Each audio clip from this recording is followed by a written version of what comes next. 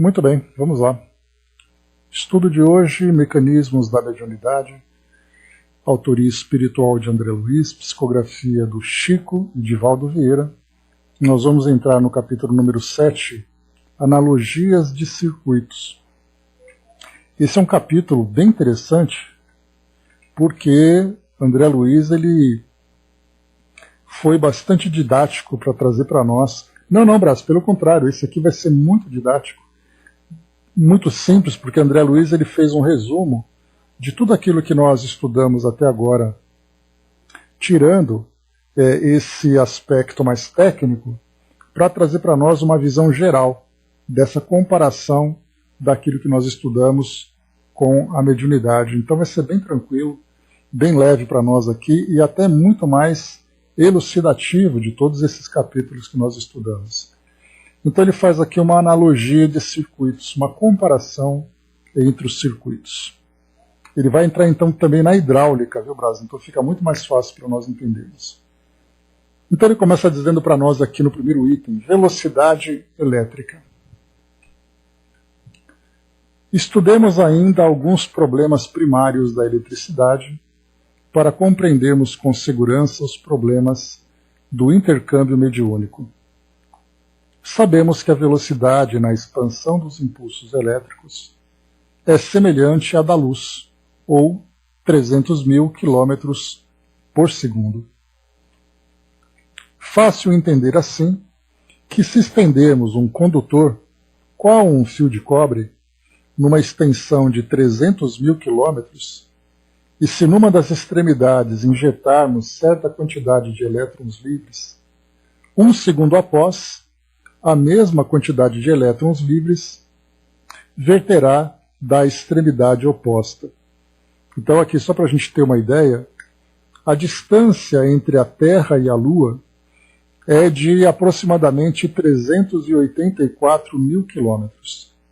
Se nós estendêssemos um fio da Terra até a Lua e nós ali ligássemos uma tomada, a eletricidade acenderia uma lâmpada um segundo depois, praticamente, na Lua. Então levaria apenas um segundo. E para a gente entender um pouco mais sobre a distância da Terra até o Sol, se nós ligássemos um fio entre um astro e outro e ligássemos uma tomada, a eletricidade demoraria 8 minutos para chegar até o Sol. Então nós ligaríamos agora apenas ali 8 minutos que acenderia ou apagaria aquela lâmpada do outro lado, né? Então a gente vê que a distância entre a Terra e a Lua dá para nós termos uma ideia do que é essa velocidade da luz e também essa mesma velocidade dos elétrons, né, da eletricidade percorrendo então esse condutor, esse fio. Bom dia, Júnior. E ele continua para nós aqui. Entretanto, devemos considerar que a velocidade dos elétrons depende dos recursos imanentes da pressão elétrica e da resistência elétrica do elemento condutor, como acontece a velocidade de uma corrente líquida, que depende da pressão aplicada e da resistência do encanamento. Então, o André Luiz ele faz uma comparação agora, trazendo para nós da eletricidade para a hidráulica, né? Então, ele coloca que sim, é possível que esse elétron percorra todo esse caminho, mas nós temos então que considerar que há uma resistência nesse caminho, né, por causa da fiação, por causa, né, da espessura dessa fiação, outros elementos, outros componentes que vão se apresentando no meio do caminho, assim como também do próprio gerador, que ele depende ali de uma força para gerar ali a sua intensidade. E ele traz então essa comparação com uma corrente líquida. Quando a gente então estende uma tubulação, fazendo com que a água, então, percorra esse caminho. E para isso, então, nós teremos a resistência da água dentro da tubulação, eventuais curvas, espessamentos, aqueles gargalos, né? Então a gente vê que é possível que nós encontremos um sistema perfeito para permitir o fluxo, então, desses elementos, tanto dos elétrons, como também da água. E a gente percebe que essa comparação que ele vai fazendo, ele está trazendo para nós uma introdução para falarmos sobre o pensamento dentro do mecanismo mediúnico. Mas por enquanto a gente fala então de fiação e fala de tubulação. E ele continua. Pois é, Bras, né? Então a gente, como a gente comentou aqui, falando sobre os nossos mecanismos terrenos, nós não temos uma máquina perfeita que consiga ali fazer com que toda a potência gerada seja absorvida, seja consumida 100%. A gente vai ter algum tipo de perda. Por exemplo, né, como André Luiz comentou no capítulo anterior, o atrito. Toda máquina que esquenta, essa temperatura que vai então se perdendo, na verdade é uma perda de potência. Então nós não temos condições de criar uma máquina em que ela funcionaria e ela ficaria perfeitamente fria, absolutamente lubrificada, para que não houvesse nenhum tipo de perda, nenhum tipo de resistência. Então, para o nosso mundo hoje, nós não temos essa máquina perfeita.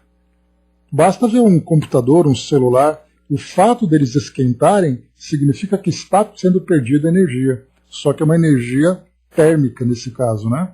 Então a mesma coisa acontece nesse percurso, tanto da eletricidade como da água. Nós não temos um sistema perfeito onde não haja nenhum tipo de resistência, nenhum tipo de perda. Então vamos lá. Continuidade de correntes. Compara-se vulgarmente a circulação da corrente elétrica num circuito fechado, na base do gerador e dos recursos que encerram a aparelhagem utilizada, ao curso da água em determinado setor da canalização. Então nós temos o gerador numa ponta e todos os elementos que fazem com que a eletricidade seja conduzida de um ponto a outro. E aqui então ele reforça para nós a mesma coisa acontecendo com a movimentação da água, o curso da água. Então ele diz assim: se sustentarmos uma pressão contínua sobre o montante líquido, com o auxílio de uma bomba, a linha colateral da artéria circulatória será traspassada sempre pela mesma quantidade de água, no mesmo espaço de tempo, e se alimentarmos um circuito elétrico através de um gerador em regime de uniformidade, o grau de intensidade da corrente será constante em cada setor do circuito elétrico.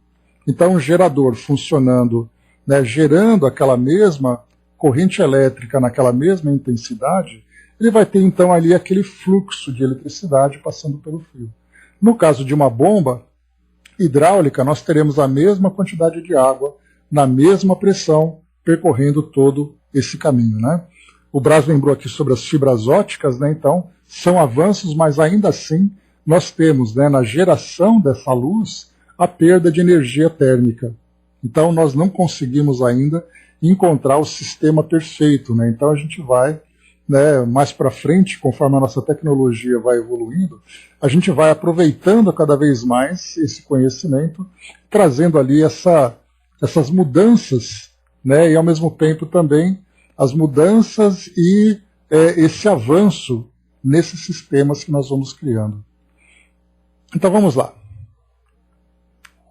Acontece que reduzida a quantidade de elétrons produz correntes de força quase imperceptíveis, à maneira de apenas algumas gotas d'água que, arrojadas ao bojo do encanamento, não conseguem formar senão um curso fraco e imperfeito.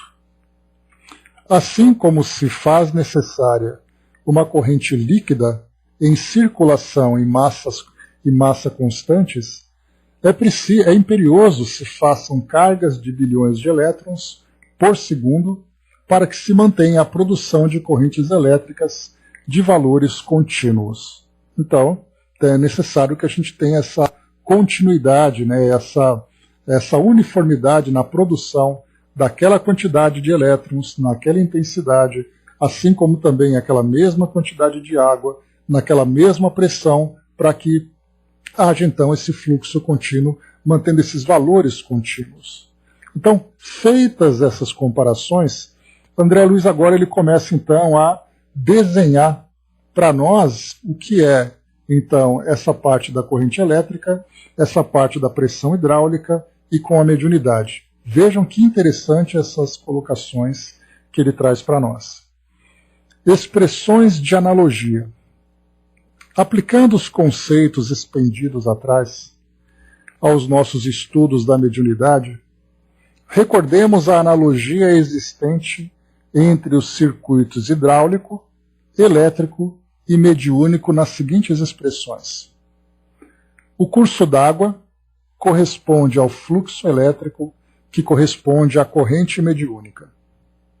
A pressão hidráulica corresponde à diferença de potencial elétrico determinando a harmonia, que corresponde à sintonia psíquica. Então, pressão de água, diferença de potencial e a sintonia psíquica.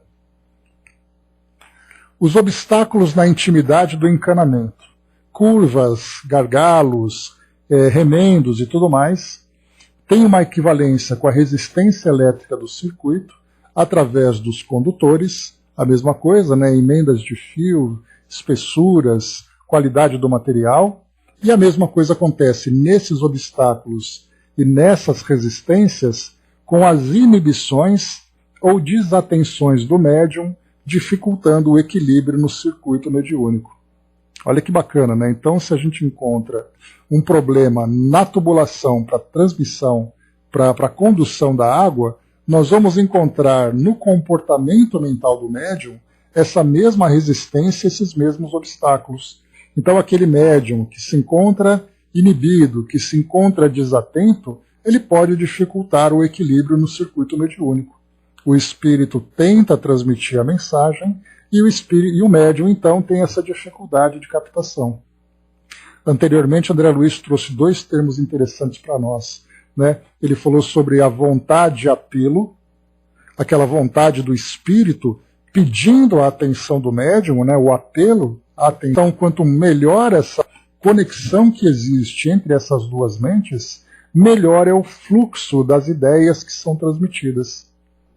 Por isso, então, quando André Luiz ele construiu, né, nesse processo pedagógico do que é a energia, de que modo que ela é produzida, de que modo que ela é conduzida, a intensidade que ela é conduzida, hoje a gente tem, então, o entendimento da força do pensamento. E ele continua para nós aqui, trazendo mais uma comparação.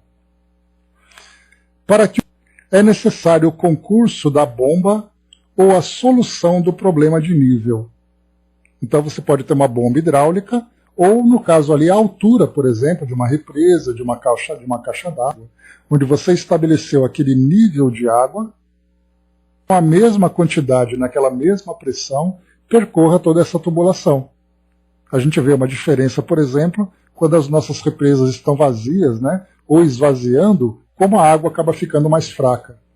E há necessidade, então, né, percebe-se nas torneiras e tudo mais, aquela água mais fraca, aquela água mais tímida. E aí, então, ele continua fazendo a comparação. Para a corrente elétrica, para que a corrente elétrica se mantenha com intensidade invariável, constante, portanto, né, equacionando os impositivos da resistência elétrica, é imprescindível que o gerador assegure a diferença de potencial, nutrindo-se o movimento de elevada carga de elétrons conforme as aplicações da força.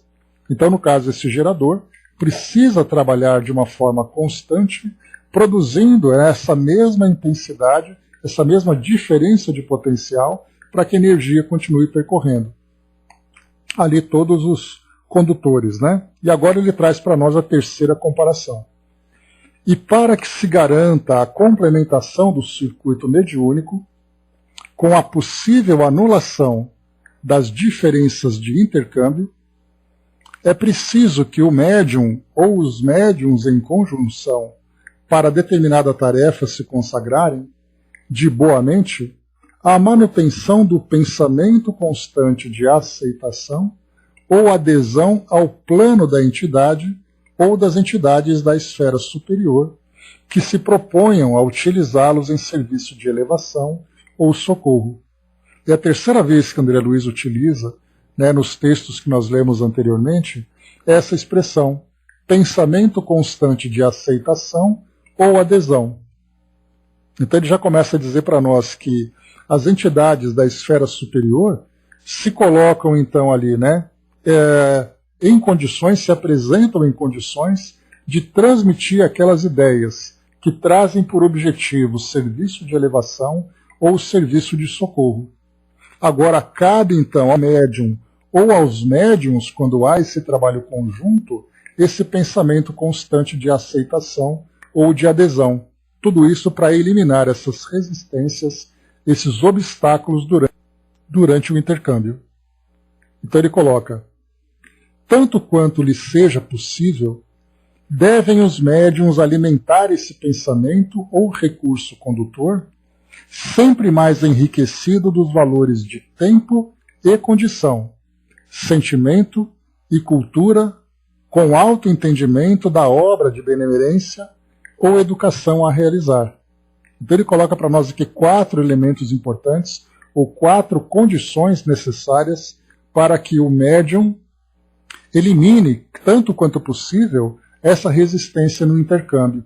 Então ele diz para nós aqui, reforçando: alimentar o pensamento ou recurso condutor, sempre mais enriquecido de tempo, é o trabalho, né, a continuidade do trabalho, a constância no trabalho, a condição, essa condição então significa esse direcionamento do pensamento, a concentração, a gente vai falar um pouquinho sobre isso daqui a pouco a respeito dessas condições, do sentimento que o move nesse trabalho, porque aí nós vamos encontrar aquele médium que trabalha por obrigação, nós temos aquele médium que trabalha com sentimento de culpa, e nós temos o médium comprometido com a missão, é aquele, né, o missionato, né, do trabalho mediúnico junto com o plano superior.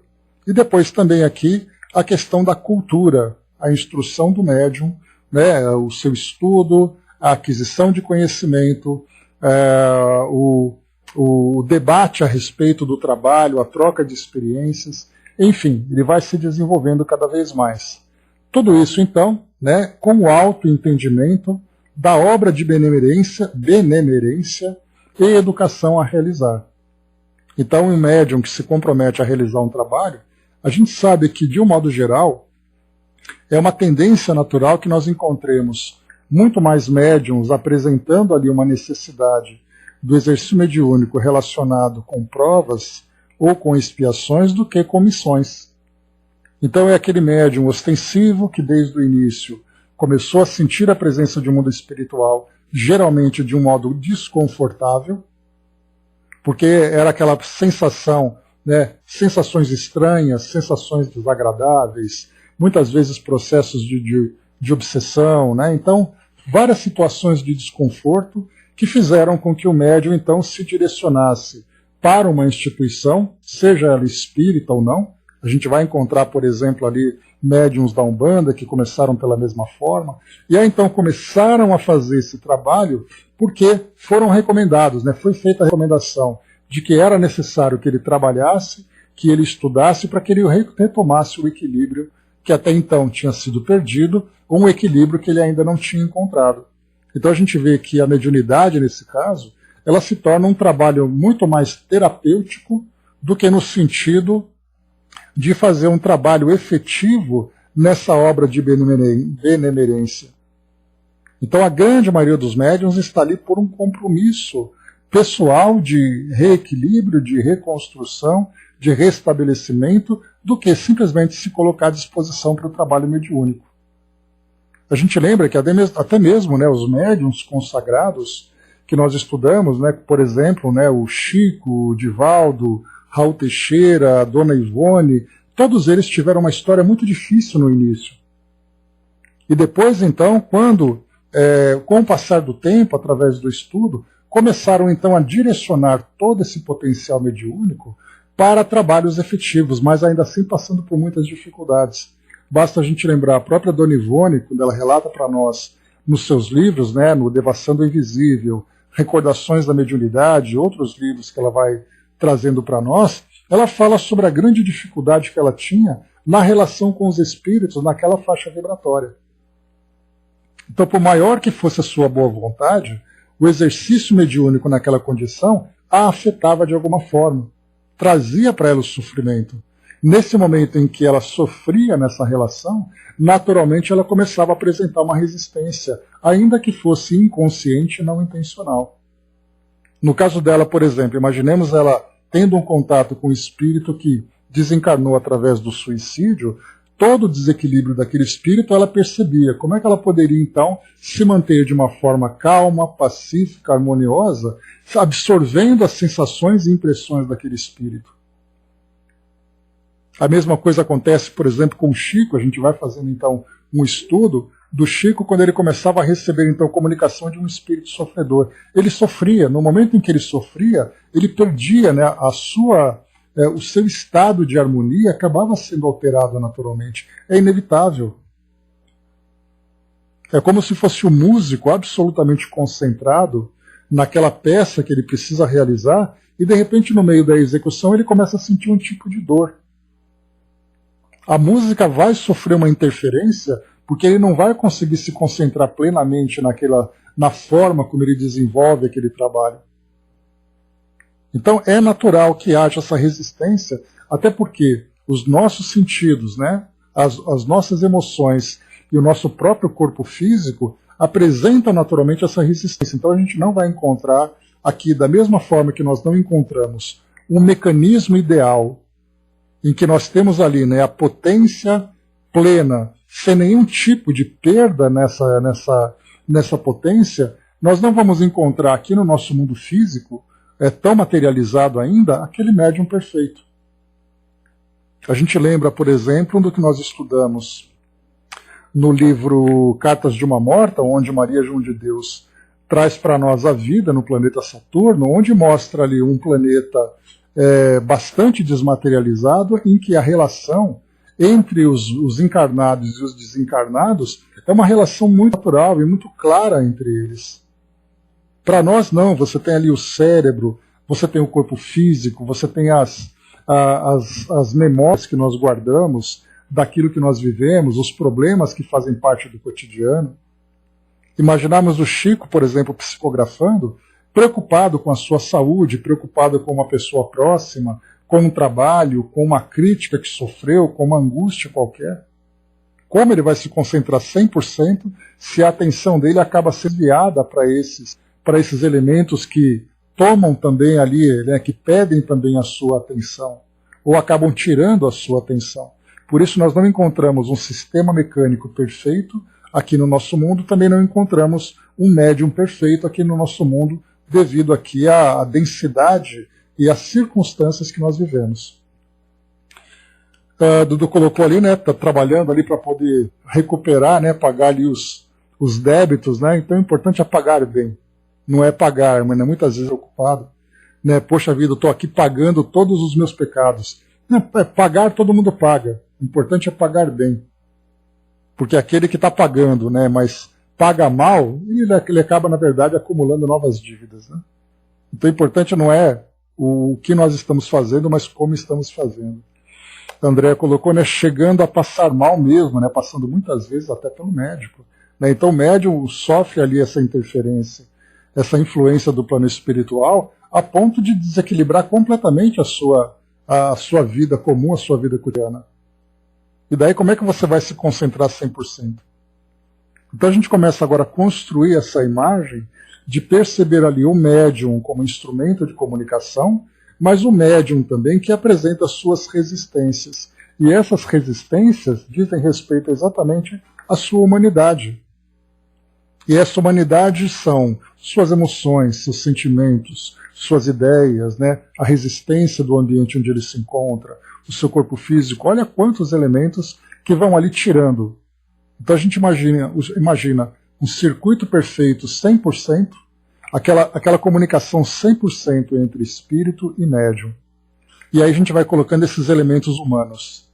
Aí você vai de 100%, cai para 95%, cai para 90%, cai para 85%, a gente vai descendo, e nós temos médiums que, devido a essas circunstâncias, não pela intensidade da sua faculdade mediúnica, porque nós temos aqueles médiums que são ostensivos num alto grau, tendo uma clara percepção do plano espiritual, como nós temos aqueles médiums que apresentam ali, né, uma mediunidade, né, um pouco mais fraca ou menos intensa, digamos assim.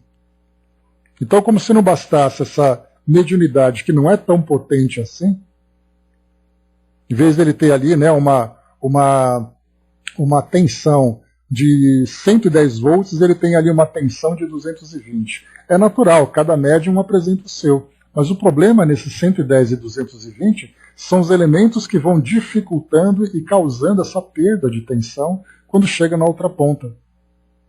Então ele pode ser mais fraco ou pode ser mais forte, mas os obstáculos é ele que vai colocando, mesmo que seja inconscientemente. Então nós temos aquele médium que dentro da sua condição consegue ali colocar em prática 20% do seu potencial. E conforme ele vai estudando, vai promovendo a sua reforma íntima, vai tendo uma vida mais equilibrada, mais saudável, aprendendo a lidar com suas dores e com seus desafios, esse 20% vai aumentando para 30%, para 40%, para 50%, até que ele chega ali no máximo da sua condição para se tornar um elemento, um instrumento ideal dentro das suas limitações. Porque todos nós temos um grande potencial, mas nós aproveitamos pouco porque o restante acaba sendo desviado para outras situações, para outras funções. Né?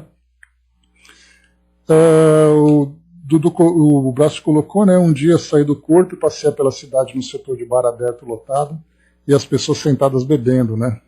Estava tudo fechado, pois é.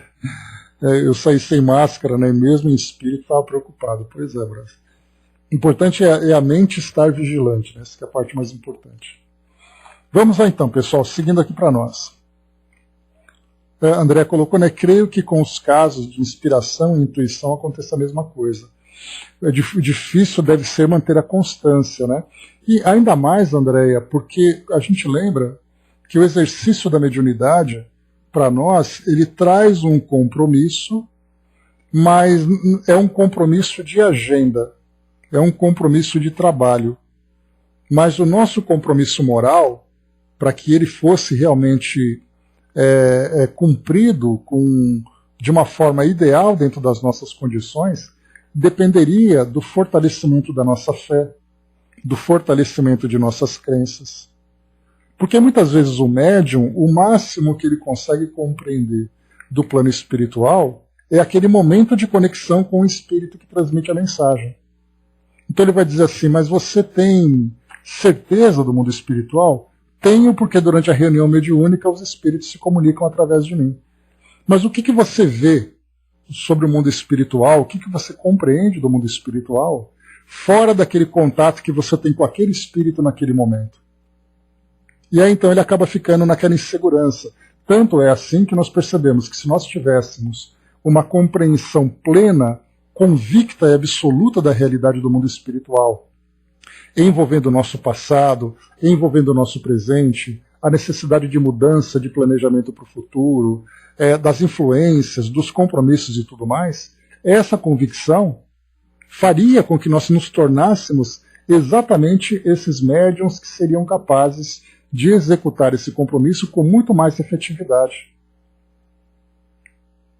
Então nós não temos médiuns, por exemplo, que trazem dificuldades no relacionamento, nas suas viciações e tendências, nos seus hábitos, na sua forma de trabalhar, na sua forma de ser.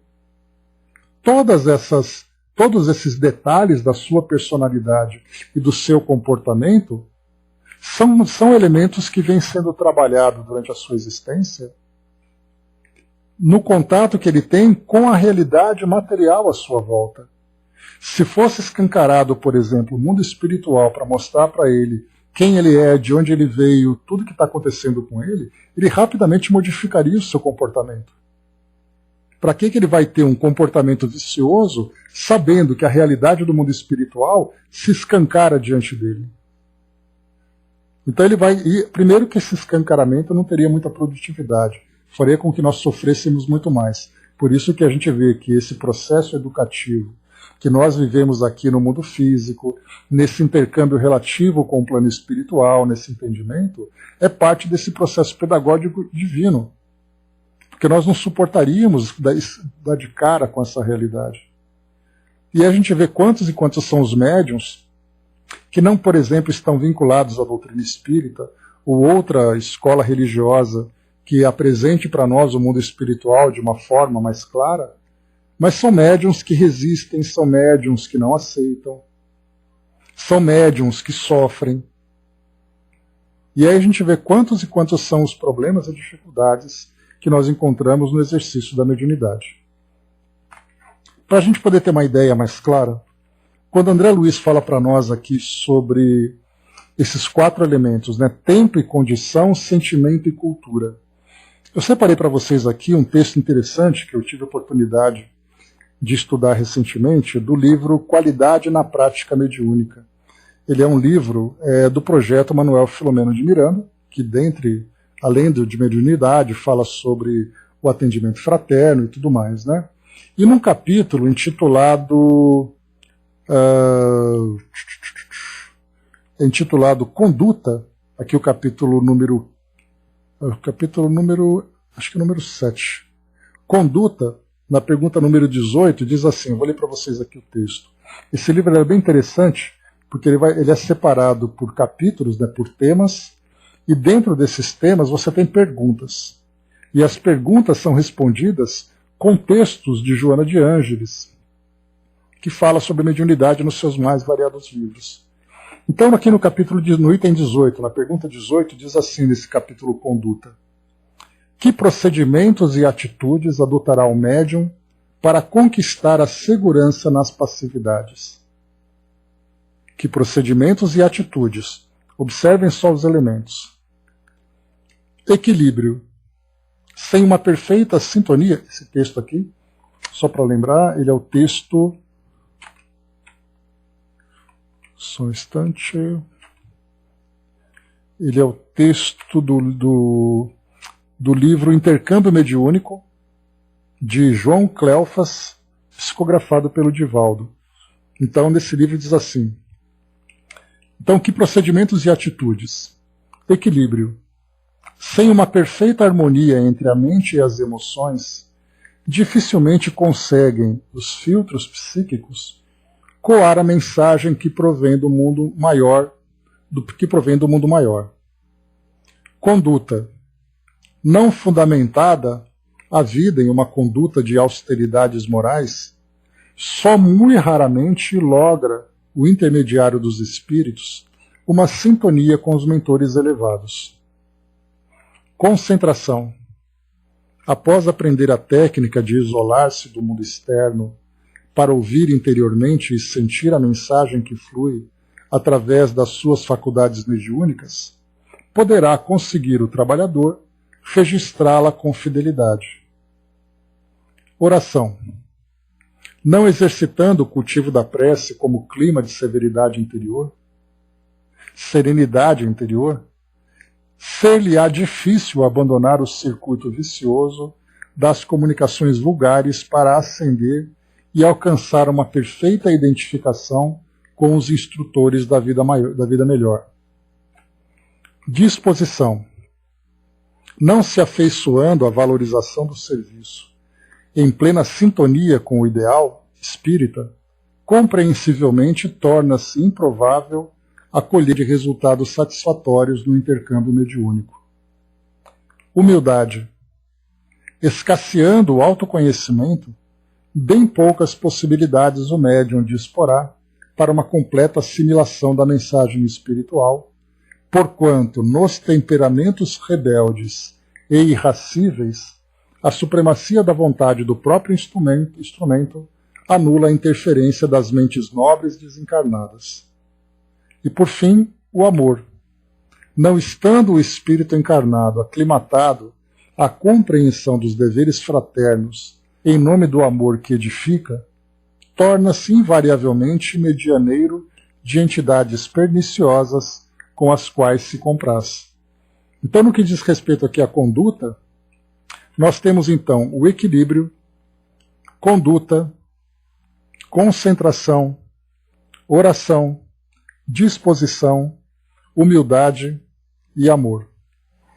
Todos esses elementos, então, entram aqui exatamente como aqueles elementos de resistência ou de interferência na relação entre o médium e o espírito.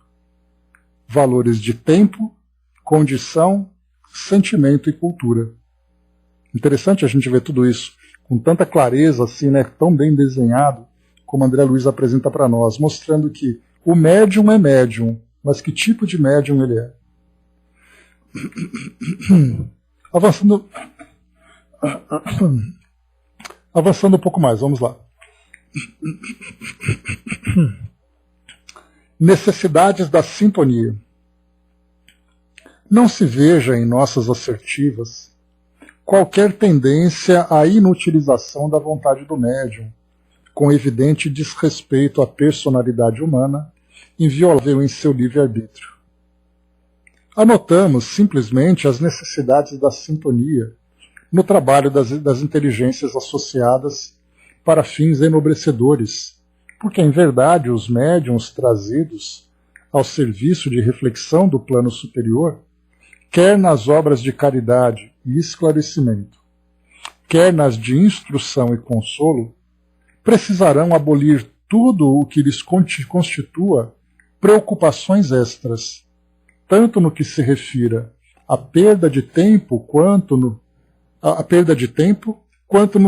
que se reporte a interesses subalternos da experiência vulgar, sustentando-se por esforço próprio e não por exigência dos espíritos benevolentes e sábios, em clima de responsabilidade, alegremente aceita e de trabalho voluntário na preservação e enriquecimento dos agentes condutores da sua vida mental, no sentido de valorizar a própria cooperação, com fé no bem e segura disposição ao sacrifício no serviço a efetuar-se. Então aqui, antes da gente continuar, ele finaliza, né? Naturalmente estudamos no presente registro a mediunidade em ação construtiva, e não o fenômeno mediúnico, suscetível de ser identificado a cada passo, inclusive nos problemas obscuros da obsessão. Então ele fala aqui sobre a mediunidade em ação construtiva, ou seja, o exercício ideal da mediunidade. Que não do fenômeno mediúnico, que muitas vezes nós encontramos ali aquele médium inconsciente da sua condição, sofrendo todos os transtornos de uma mediunidade desequilibrada. Então o que ele apresenta para nós é o trabalho ideal, é o trabalho bem direcionado para essa construção, né, benemérita e também caritativa. E aqui em cima, só para a gente voltar um pouquinho, para não perder aqui esse trecho, quando ele diz assim aqui em cima para nós, né, necessidades da sintonia. Não se veja em nossas assertivas qualquer tendência à inutilização da vontade do médium, com evidente desrespeito à personalidade humana inviolável em seu livre-arbítrio. Aqui ele quer dizer o seguinte, que quando ele coloca todas essas condições ideais para que o médium seja ali um instrumento perfeito, um instrumento ideal, perfeito relativamente naturalmente, né? E ideal relativamente também à sua condição de encarnado, de criatura em evolução, ele não diz aqui para anular completamente a personalidade do médium. Para que ele seja o médium perfeito, ele precisa parar de pensar, parar de sentir, parar de fazer, parar isso, parar aquilo. O que ele coloca para nós aqui é a necessidade que o médium tem de trabalhar-se intimamente para poder evoluir, se desenvolver, para alcançar essa condição ideal dentro das suas próprias limitações. Porque ele coloca assim, o que ele está anotando ali, quais são as necessidades da sintonia no trabalho das inteligências associadas para fins enobrecedores. Então, esses médiuns precisam, conforme o tempo vai passando, a gente vai olhando aqui, então, no seu desenvolvimento, exatamente essa mesma questão apresentada no Qualidade da Prática Mediúnica. Então, mais uma vez, só para a gente reforçar os tópicos. O equilíbrio entre a mente e as emoções, a conduta dentro de austeridades morais, a concentração, isolando-se do mundo externo, focando no trabalho, a oração, elevando-se para que a sintonia também se eleve, buscando, né, essas entidades superiores, a disposição, através ali da mudança de comportamento, do seu sacrifício pessoal, do seu compromisso, a humildade, fazendo com que ele elimine, né, esses temperamentos rebeldes e irracíveis, e o amor puro, esse amor que edifica, para poder ali fazer com que ele se distancie cada vez mais dessas entidades perniciosas. Então esse é o roteiro, essa é a receita ideal para que o médium vá conquistando, né, essas transformações e conquistando também essas condições para que o trabalho se desenvolva da melhor forma. Então, primeiro, por isso que hoje nós encontramos que a mediunidade ela é uma medida terapêutica para a transformação moral do médium. Porque a gente vai lembrar, né, como eu falei para vocês, sobre um comentário muito interessante feito pelo professor Severino Celestino. Para quem não conhece, ele é um grande estudioso dos textos bíblicos. Então ele estuda a Bíblia nas suas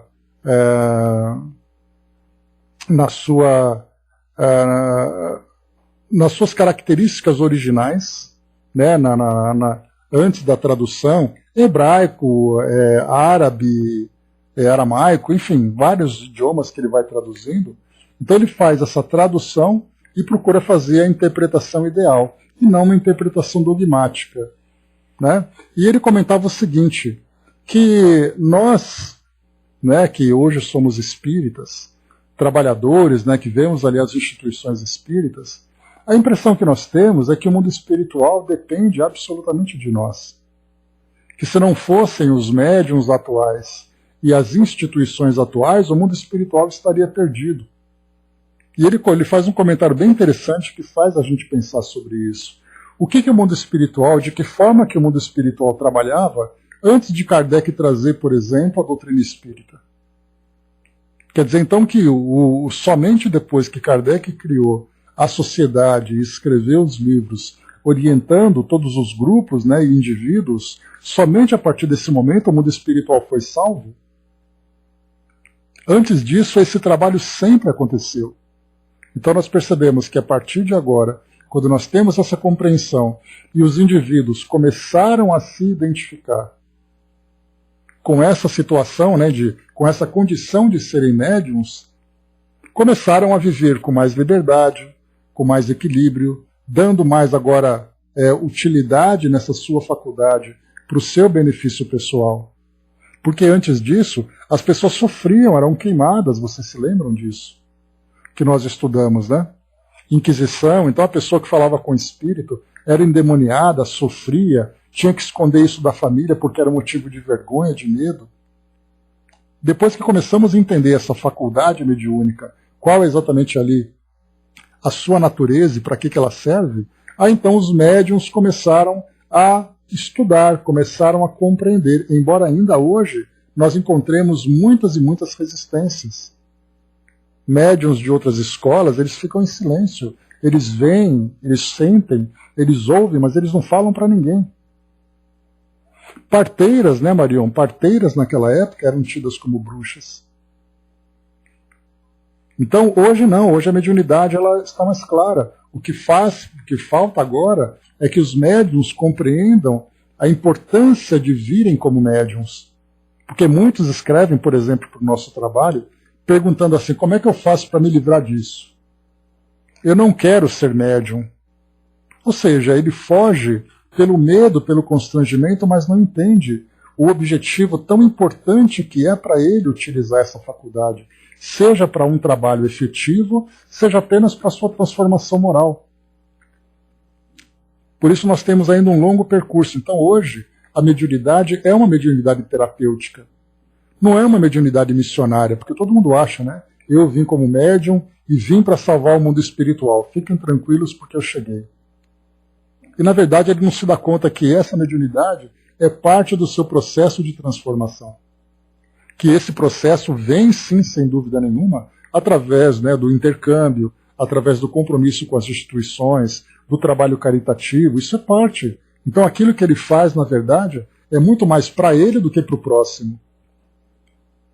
Porque se um espírito não for ali não tiver a oportunidade de se comunicar através dele, esse espírito vai continuar vivo e ativo do mesmo jeito e vai ser auxiliado de outra forma.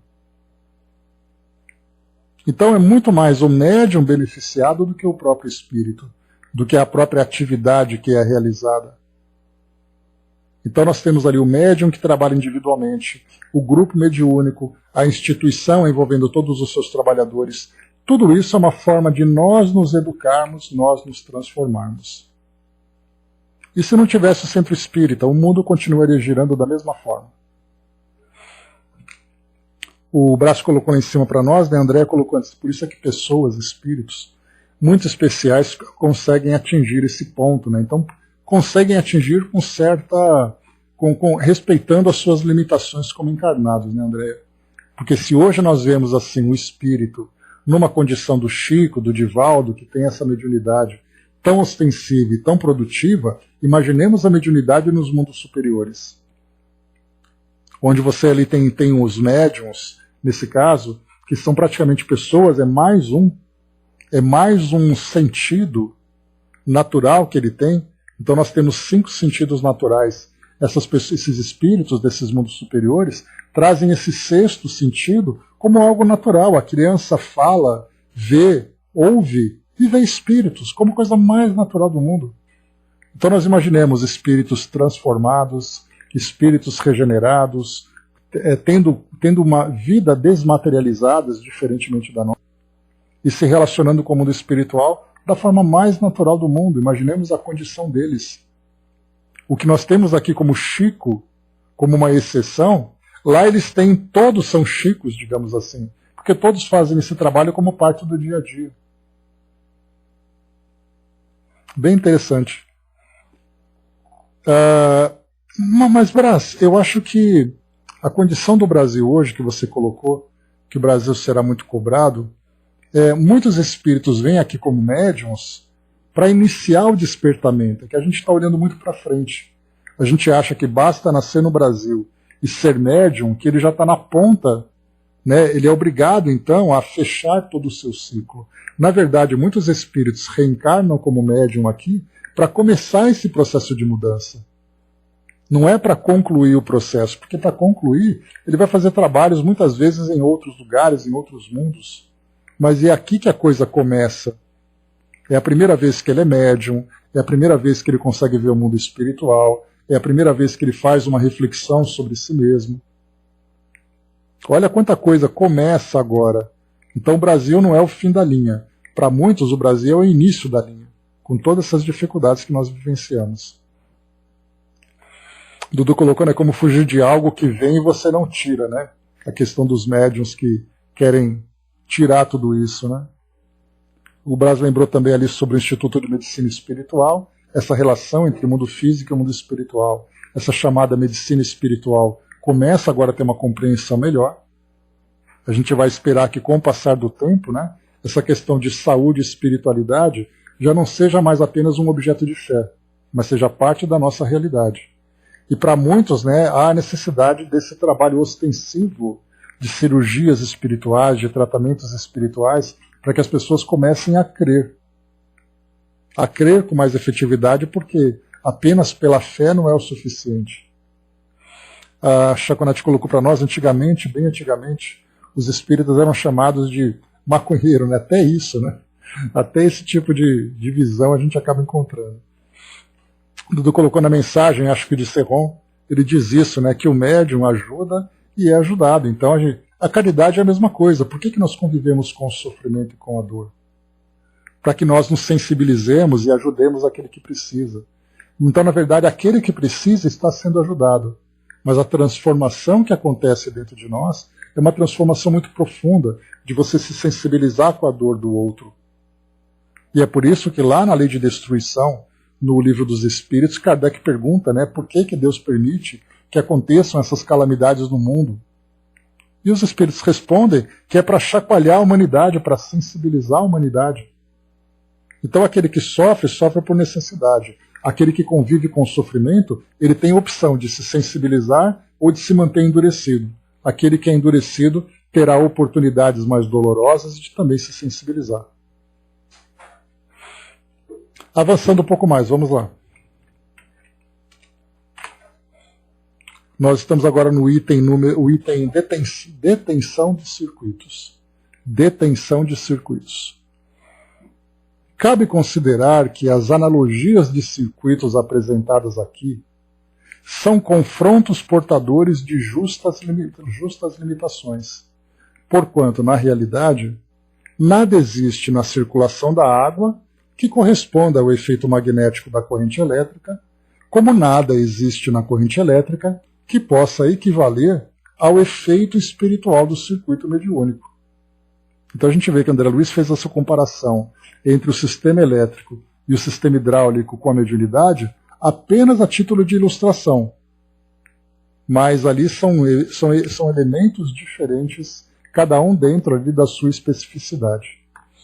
E ele coloca então: recorremos às comparações em foco apenas para lembrar aos nossos companheiros de estudo a imagem de correntes circulantes, recordando ainda que a corrente líquida, comumente vagarosa, e a corrente elétrica muito rápida, e a corrente mental ultra rápida podem ser adaptadas, controladas, aproveitadas ou conduzidas, não podendo, entretanto, suportar indefinida armazenagem ou detenção, sob pena de provocarem o aparecimento de charcos, explosões e rupturas, respectivamente. Então ele coloca para nós que nenhum sistema tem condições de trabalhar continuamente. E tampouco também de você colocar ali uma tensão, uma pressão, um exercício maior do que um instrumento pode fazer. Então há a necessidade desse equilíbrio.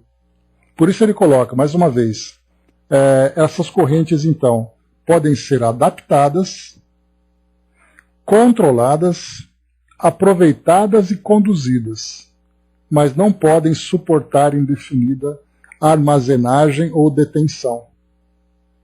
No caso, por exemplo, de uma represa que não passe por manutenção, ela tende a romper. Um sistema elétrico que não passe por manutenção, ele tende também aqui a provocar explosões. E aquele médium que também não tenha tempo, né, para poder se reequilibrar, para poder estudar, para poder se recuperar fisicamente e mentalmente, também tende ali a entrar em desequilíbrio. Então ele fez essa comparação lembrando que tudo ali tem o seu limite, tudo deve ser feito de uma forma moderada, de uma forma equilibrada, porque o compromisso do médium é com a sua encarnação. E nessa encarnação, ele traz ali diversos compromissos, diversas tarefas, dentre elas o exercício mediúnico. Mas é como a gente imaginar, como é que é possível você pegar, por exemplo, um atleta que vai disputar a Olimpíada sem que ele tenha tempo de descanso, tempo de repouso. Se ele continuar, ele vai entrar numa fadiga que vai incapacitá-lo absolutamente.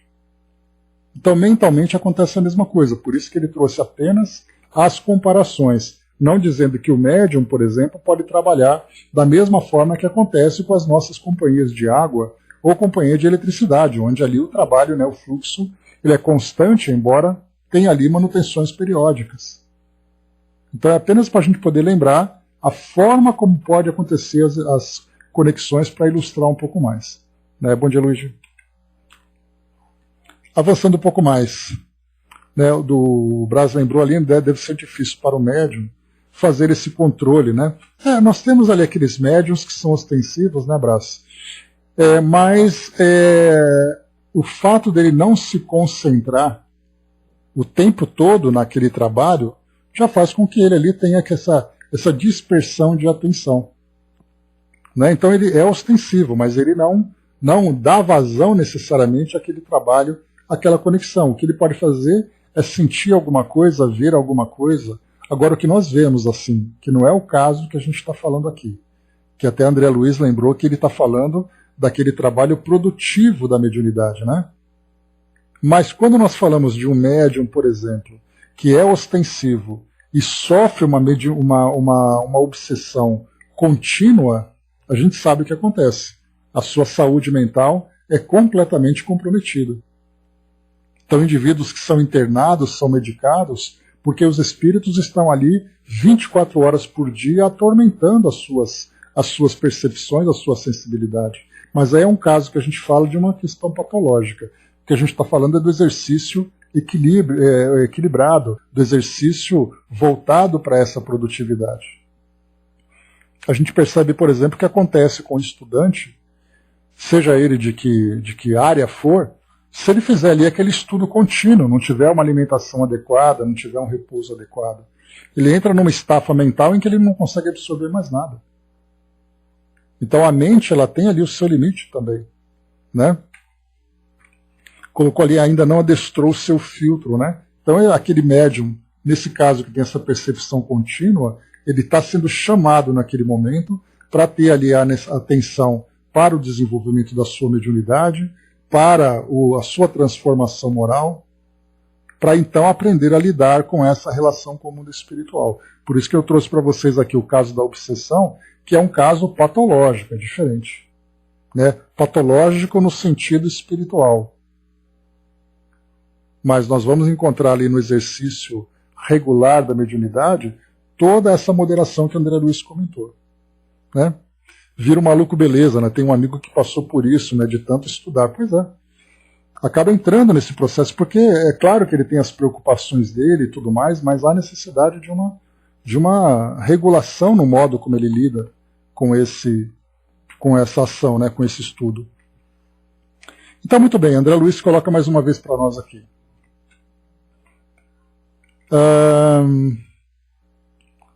Mais uma vez, né, ele coloca, né, cabe considerar que as analogias de circuitos apresentadas aqui são confrontos portadores de justas limitações, porquanto na realidade nada existe na circulação da água que corresponda ao efeito magnético da corrente elétrica, como nada existe na corrente elétrica que possa equivaler ao efeito espiritual do circuito mediúnico.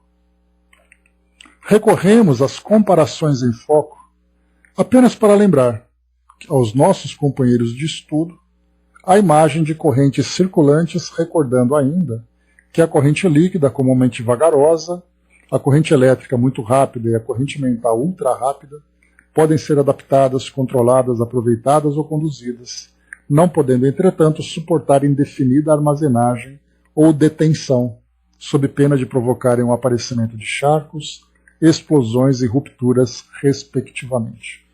Eu comecei a ler aqui no meio que eu fui perceber que eu já tinha lido. Condução das correntes.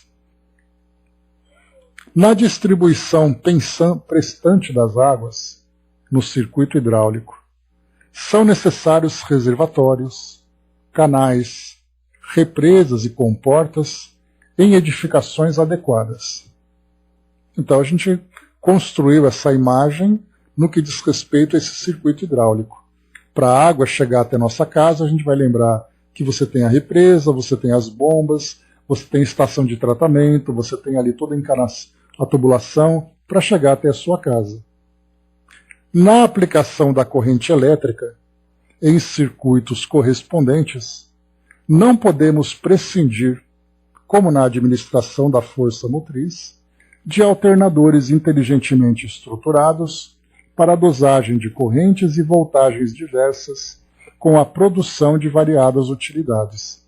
Então é a mesma coisa, você tem ali a usina hidrelétrica, termoelétrica, nuclear, eólica, solar, seja lá qual for, você tem ali lá no gerador, depois você tem ali todos os transformadores, você tem a corrente, todo o sistema inteligente para fazer com que chegue energia naquela tomadinha da nossa casa, onde nós plugamos ali um equipamento e ele começa a funcionar.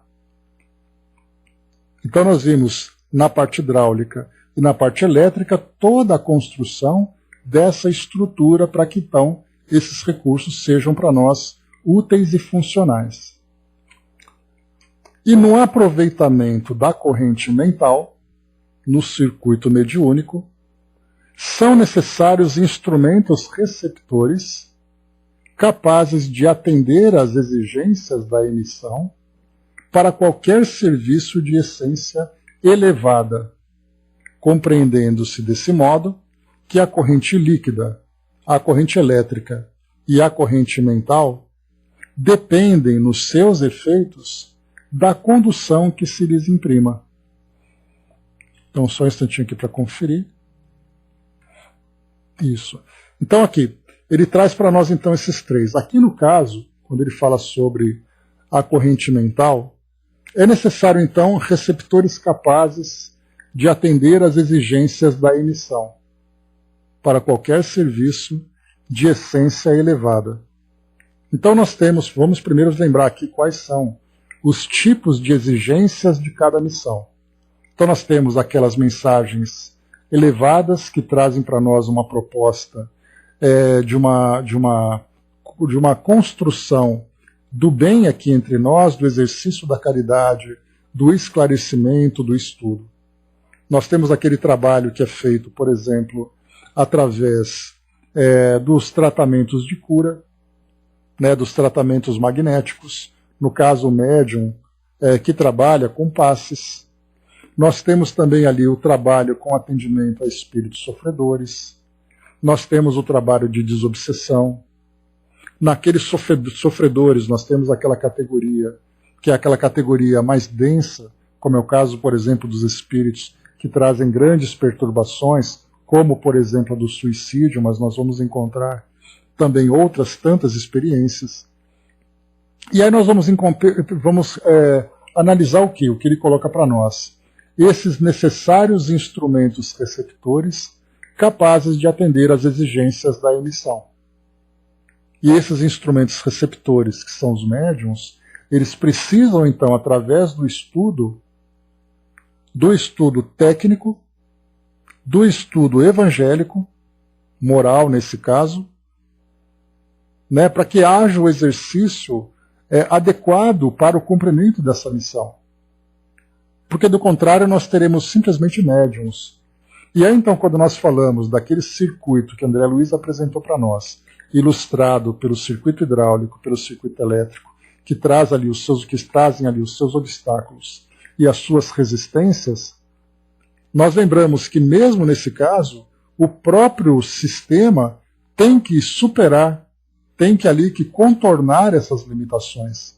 E aí nós vamos ver aqui, como acontece na corrente mental, nesse circuito mediúnico, a necessidade dos espíritos em compreenderem as limitações dos médiums e fazerem ali os seus trabalhos procurando contornar essas limitações, porque a missão junto aos encarnados é uma missão que precisa ser cumprida, ou as missões precisam ser cumpridas. O médium, então, embora ele se apresente como intermediário, ele pode trazer esses obstáculos, mas independente dos obstáculos, a missão precisa ser cumprida. É aí que nós vamos encontrar, então, o trabalho feito pelos espíritos para que, analisando ali as limitações do médium, possam encontrar formas de utilizá-lo no cumprimento dessa missão como um instrumento de comunicação, tentando ali superar essas dificuldades. É aquele médium que tem a dificuldade de concentração, é o médium que traz desvios morais, é o médium que traz ali as suas limitações morais e intelectuais também. Então, aquele médium que não consegue, por exemplo, assimilar claramente aquilo que o espírito quer dizer, vai exigir, então, do espírito um esforço maior para poder transmitir aquele conhecimento. E nós vimos, só para poder ilustrar aqui o nosso entendimento, naquela passagem do Chico, quando era ali um mero comerciante, trabalhando, comerciário, trabalhando ali naquele armazém, regando ali o canteiro de alhos, quando veio então ali Augusto dos Anjos trazer para nós aquele poema belíssimo que o Chico simplesmente não conseguiu assimilar. Exatamente pela limitação intelectual que ele apresenta. E aí quando nós estudamos, por exemplo, no livro dos médiuns, falando sobre psicógrafos, médiuns psicógrafos, que trazem ali características, o médium literário, o médium poético, o médium receitista, o médium que tem essa ou aquela característica, se o espírito então precisa desenvolver um trabalho e aquele médium apresenta resistência para poder desenvolver, ele não tem, por exemplo, um vocabulário, ou não tem ali um acervo intelectual que facilite para o espírito aquela comunicação. Então o espírito vai utilizá-la dessa mesma forma. Porque, mais uma vez aqui, há a necessidade de cumprir aquela missão. E aqui nesse caso, então, essa missão, falando sobre as exigências de emissões de ideias, de mensagens, de conteúdo, o espírito, então, vai ter que trabalhar de acordo com o instrumento. Não é um instrumento ideal, mas é um instrumento disponível. E por isso, então, nós vimos até que no estudo de sexta-feira, quando Kardec falava sobre mediunidade, sobre comunicação, né, lá na Revista Espírita, perguntou se o espírito tinha ali preferência de se comunicar através desse ou daquele médium. E aí então a resposta foi, né, eu trabalho com o médium que oferece para mim condições. Não tenho uma preferência pessoal. Então é ali que nós vamos encontrar então esses trabalhadores ideais, esses médiums ideais, que são capazes então de oferecer esses recursos. É por isso que nós vamos ver ali a grande responsabilidade, né, no estudo, porque nós temos médiums, assim como temos trabalhadores em várias áreas do meio espírita, que se acomodam no trabalho. Então ele acha que a experiência, o tempo que ele tem de exercício mediúnico, por exemplo, já é o suficiente para credenciá-lo como um instrumento ideal. Mas ao contrário do que os espíritos dizem, é um trabalho de evolução contínua. Ele tem que evoluir moralmente, ele tem que evoluir intelectualmente, evoluir tecnicamente, para que ele se aperfeiçoe como esse instrumento, da mesma forma que nós temos profissionais nas mais variadas áreas da nossa sociedade que precisam fazer ali atualizações constantes, revisão do seu conhecimento para poder fazer com que essa atualização permita que ele se torne um funcionário, um profissional adequado, um profissional melhor. Porque do contrário vai ser um profissional estagnado. O médium é a mesma coisa, e nós temos muitas instituições que trabalham na prática, mas não visam o desenvolvimento técnico. E o médium tem esse compromisso naturalmente, né? Ele tem que estar consciente da sua necessidade de aprimoramento. Mas quando ele não tem, tijolo, né, Brás? Então, quando ele não tem esse entendimento, essa percepção, a própria instituição deve então prover. Lembrando que, nesse caso, nós estamos estudando o livro Mecanismos da Mediunidade, que é um livro direcionado para grupos também de trabalho. Então, as instituições que observam, né, essa questão da necessidade de aprimoramento para fazer com que não encontremos instrumentos receptores capazes de atender às exigências da emissão, mostra exatamente ali a necessidade do aprimoramento contínuo, do trabalho de aperfeiçoamento. Por isso, então, são cursos e mais cursos, leituras e mais leituras, discussões, entendimentos, para que isso fique cada vez mais claro. Especialmente dentro do campo moral, porque é esse elemento moral que vai fazer com que haja ali uma conexão ideal com o plano espiritual superior. Quanto mais adequada essa ligação, melhor, né, mais elevada também ali é a essência do serviço, como André Luiz traz para nós. Então, quantas vezes, né, o médium apresenta diplomas e mais diplomas, porque ele fez tantos e tantos cursos, mas o processo de autoevangelização mesmo não foi feito. Então a gente vê todos os aspectos que envolvem o trabalho mediúnico, todos os aspectos que envolvem esse compromisso de aperfeiçoamento, de aprimoramento do médium para essa finalidade. Mas mais para frente a gente vai trabalhar um pouquinho mais essas orientações, observando também a mediunidade agora entrando, né, dentro daquele campo mais difícil, mais complicado, mais problemático. Mas, de qualquer forma, a gente precisa primeiro entender a essência, a base de tudo que é apresentado para nós aqui no funcionamento do mecanismo da mediunidade. Dudu trouxe para nós, né, médium tábua é aquele que consegue, na sua madeira reta, colocar a sua casa mental de pé e a sua estrutura sempre de bem fixada num terreno que vai te propiciar e trabalhar a sua mediunidade de outra forma a que não seja habitual. Viu só o Brás? Então você pode ser médium tijolo ou médium tábua, né? O importante é a utilidade que você dá para essa mediunidade, né? Então estamos aprendendo sempre, mostrando que percebendo o mundo espiritual, de uma forma clara ou não, né, ela existe e nós precisamos estar disponíveis. Tá? O médium violeiro tem que estar sempre ali, né, afinando o seu instrumento, porque do contrário vai ser um médium desafinado, pode ter certeza. Né? É cuidar da sua garganta, é cuidar da sua casa mental, é cuidar da viola para fazer tudo funcionar. O Luigi colocou, né, o diploma de médium não é dado por homens. Né? Pois é, mas a gente gosta de colocar uns diplominhas na parede, né, Luigi? Fica tão bonitinho. Mas é isso, meus amigos. Encerrando por aqui o nosso trabalho de hoje. O próximo item que nós vamos estudar, capítulo número 8, mediunidade e eletromagnetismo.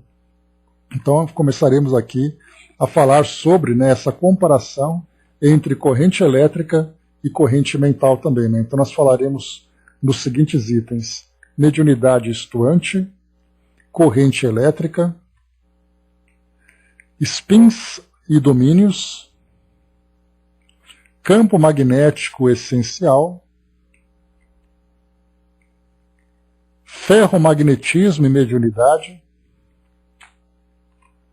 descompensação vibratória. Esses serão os temas para o nosso estudo no próximo encontro. Mediunidade não é só isso ou aquilo. Mediunidade é caridade.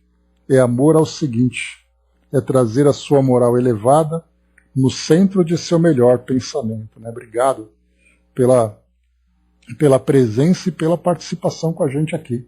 Né? Então a gente vê que exatamente aquilo que eu tinha comentado, né, do médium que trabalha tecnicamente sem se trabalhar evangelicamente e ao mesmo tempo também sem trabalhar caritativamente. Porque é uma consequência natural, mas são três elementos diferentes. Né?